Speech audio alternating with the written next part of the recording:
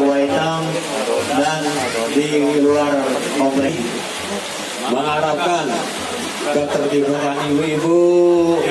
Bu, bagaimana Bu tanggapan Ibu dengan adanya kegiatan posko ini, Bu? Sangat apresiasi kegiatan ini karena sangat positif sekali kepedulian dari RT 3 serta perangkatnya serta panitianya terhadap masyarakat yang terkena dampak corona ini. Sangat membantu sekali bagi warga kita ini. Ini inisiatif dari warga sendiri ya, Bu ya? Ya, ini dari Membantu meringankan beban pemerintah gitu, Bu? dari warga sendiri. Tidak RW7 ini.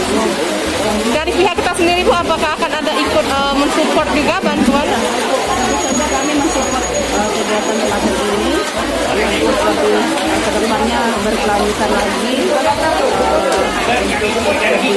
meningkat lagi, tidak hanya di sekitar RT ini saja, mudah-mudahan di RT lain juga akan. Jadi ini bisa menjadi contoh yang baik ya, Bu? Contoh ini salah satunya di kampung ini RT 3 RW 7 ini. Harus kita lakukan. Satu, harus bermasker.